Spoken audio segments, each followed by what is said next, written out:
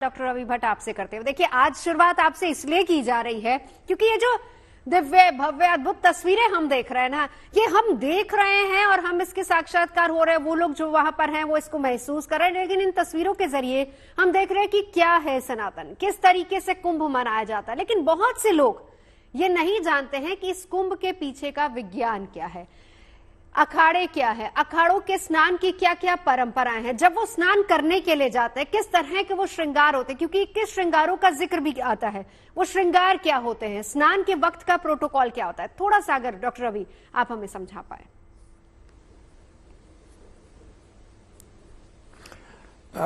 नमस्कार। हमारे जो कुंभ का मेला है, इतिहास सनातन धर्म में इसका भी बहुत ही गौरवमय इतिहास है। इसका सबसे पहले जो हमको मिलता है, वर्णन मिलता है, वो ऋग्वेद के अंदर मिलता है कि वहां पर था। इसके बाद में अगर हम ऋग्वेद के बाद से नीचे आते हैं तो स्कॉलर S.B. राय है, वो इसको करीब 10,000 साल पुराना मानते हैं। उसके बाद हम और नीचे हम आते हैं तो हमको इसका वर्णन 300 ईसा पूर्व का मिलता है, जबकि यह आपको यूनानी राजदूत इसका जिक्र करता है। उसके बाद हम आते हैं तो 600 ईसा पूर्व भी में इसका हमको जिक्र मिलता है, और 7th सेंचुरी में हमको मिलता है, ईसा पूर्व में 7th सेंचुरी में हमको मिलता है जब हिंसवांग यहाँ पर आया था, और it was mention in his accounts about the ये यहाँ पर ये इसका होता था। और इसका पहला अखाड़ा जो था वो आगम अखाड़ा था।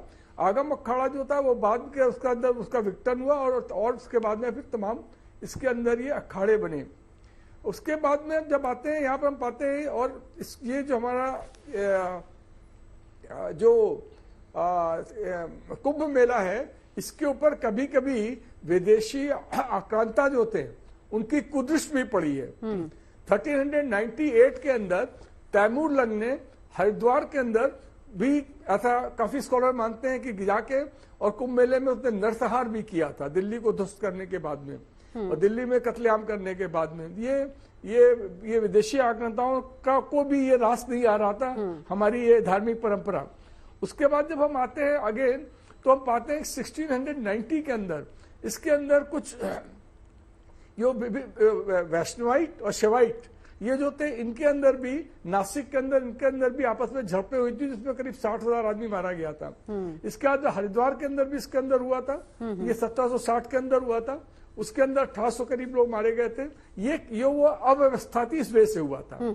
ये जो अव्यवस्था उस समय होती थी, इस वजह से आपस में कंफ्यूजन हो जाता था और इस वजह से होता था। और अभी आप आज का देखिए, आज जितना पिछले बार कुंभ और आज का कुंभ आप जरा देख लीजिए, इतने अच्छे ढंग से ऑर्गेनाइज होता है, इससे तो कुछ होता ही नहीं है। बिल्कुल, कोई किसी ढंग का कोई दिक्कत अब आपने डॉक्टर रवि भट्ट आपने हाँ मैं लौटती हूँ, में हम आते हैं जब बिल्कुल मैं लौटती हूँ। आपने व्यवस्था की बात की। देखिए, आज पहला अमृत स्नान था, और जब हम इन व्यवस्थाओं की बात करते हैं तो सुबह से हमारे जो लगातार रिपोर्टर्स वहां से लाइव दे रहे हैं वो यही बता रहे हैं, वहां की आम जनता उस व्यवस्था की ही बात कर रही है।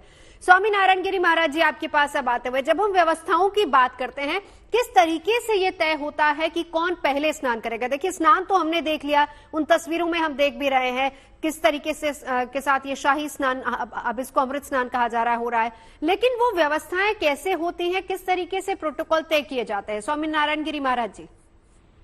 ये हमारे सभी 13 अखाड़े हैं जी, 13 अखाड़ों का सब मीटिंग होती है सभी प्रशासन के साथ में, और उसके बाद में 13 अखाड़ों का क्रम होता है कि भाई कौन सा अखाड़ा कब जाएगा। जैसे कि आज जो सुबह सबसे पहले जो है महानिर्वाणी अखाड़ा था, उसके बाद में निर्जनी था, और उसके बाद तीसरा नंबर जूना का था। ये जो सातों अखाड़ा जब स्नान कर लेते हैं सन्यासियों के, तो फिर उसके बाद वैष्णवों का शुरू हो जाता है। तो ये 9:15 बजे करीब 10 बजे तक हम लोग का था, उसके बाद में वैष्णव अखाड़ों का शुरू हुआ। तो इस बार मैंने देखा कि पहली बार मेरे 12-13 कुंभ हुआ, पहली बार मैं ऐसा देखा कि जितने भी जनता है और जो महात्मा लोग हैं, हमारे जूना अखाड़े ने पहला बार ऐसा निर्णय लिया कि 200 सिंहासन रथ लगे हुए थे, और 200 सिंहासन को रोक दिया कि पब्लिक इतना भयंकर तरीके से इतना जन सैलाब आ गया था कि एक चिट्ठी का पैर रखने का जगह नहीं था। तो बोले भाई कोई भी सिंहासन किसी के ऊपर चढ़ेगा, पैर में लग सकता है, किसी भगत के ऊपर चढ़ सकता है। तो हम लोग भी, हमारे लिए भगत जो है नरसिंह नारायण है, उस रूप से जूना अखाड़े ने निर्णय लिया कि हम लोग कोई भी सिंहासन पर नहीं जाएंगे, कोई बैंड बाजा नहीं बजाएंगे, जनता के सामने स्नान करेंगे। तो पूरा जनता के साथ लेकर जो हमने सुबह 7 बजे से हम लोग चले, और वहां पर जो समय भी थोड़ा हमारा ज्यादा हो गया, करीब हम लोग 9 बजे पहुंचे, और कम से कम लाखों, मेरे ख्याल से तो 1 करोड़ से भी जनता ज्यादा था, सबके साथ में हमारा करीब 1.25 लाख के आसपास जूनाखाड़ा के साधुओं ने उनके साथ स्नान किया। हमारे आचार्य महामंडलेश्वर अवधेशानंद गिरी जी महाराज, हरिगिरी जी महाराज ने निर्णय लिया कि ये जो है जनता जो है जनार्दन है और वो भगवान है, हम सब सिंहासन छोड़ दो। तो सब सिंहासन को छोड़ के पैदल गए। और अभी योगी जी के मुख्यमंत्री होने से वो जनता के बीच में जो उसमें बड़ी बड़ी बैरिकेड लगा देते थे, ये लगा देते थे, पुलिस वाले भी हाथ जोड़ खड़े थे कि भाई भगत को भी जाने दो, संतों को भी जाने दो, कि ऐसा नहीं कि भाई पहले कोई साधु स्नान करेगा फिर भगत स्नान करेगा, कि दोनों को एक साथ स्नान करने दो।